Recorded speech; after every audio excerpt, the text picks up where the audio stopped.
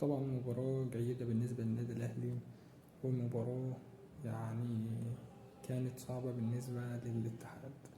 المدرب الجديد مع النادي الأهلي عامل شغل روعة روعة روعة. النادي الأهلي تألق 2-1، كان المباراة قابلة للزيادة، وده طبعا اللي هيطلع يتكلم فيه أي حد تاني. المباراة كانت صعبة جدا بالنسبة للاتحاد، ولكن النادي الأهلي قدر إن هو يعمل فارق في المباراة ويقدر إن هو يسجل. طبعا بن شرقي جاب الجون الأول، وزيزو جاب الجون التاني. ده طبعا اللعيبة اللي كانت بتلعب في النادي الزمالك. فالنادي الأهلي دلوقتي إمكانياته عالية جدا جدا جدا. هتقولي ليه؟ هقولك لأن المدرب الجديد مدرب باين عليه إن هو مدرب رائع، أكثر من رائع. فالنادي الأهلي طبعا عنده القدرة الكافية إن هو يواجه أي مباراة مهما كانت صعوبتها.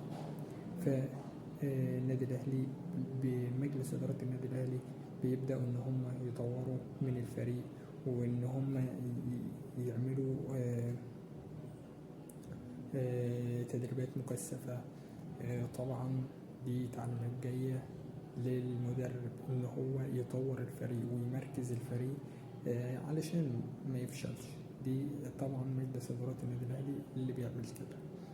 فالنادي الأهلي طبعا عنده كمية صفقات كبيرة، وصفقات تقيلة، وصفقات عندها القدرة إن هي تلعب في كأس العالم، وكمان تاخد كأس العالم. الصفقات الموجودة في النادي الأهلي قادرة إن هي تلعب في كأس العالم وكمان تاخد كأس العالم.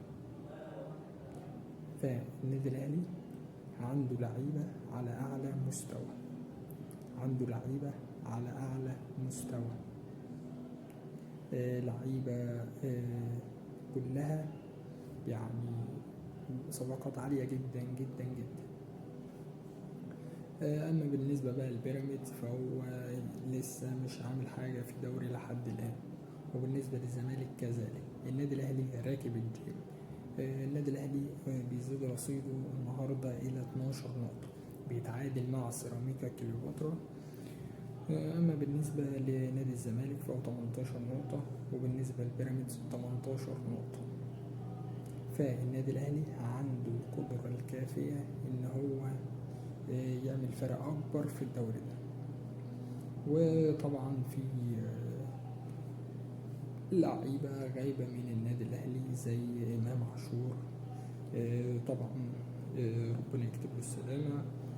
طبعا إمام عاشور تعرض لأزمة في الفترة اللي فاتت دي، حالة مرضية إن شاء الله يقوم منها على خير.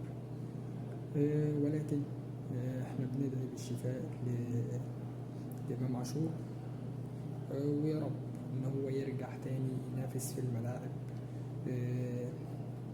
ويكون على قدر المسؤولية إن شاء الله. وطبعا عندنا النادي الأهلي عنده مباريات في أفريقيا، فالموسم ده لازم نكون فايقين جدا جدا جدا، لأن الأمر لا يحتمل غير كده. لازم النادي الأهلي الموسم ده يكون فايق ليحصل على جميع البطولات.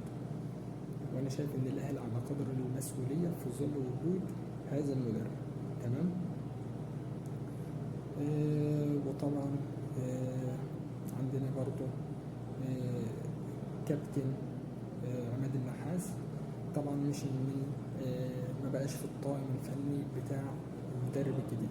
طبعا دي حرية اختيار المدرب، دي حرية اختيار المدرب.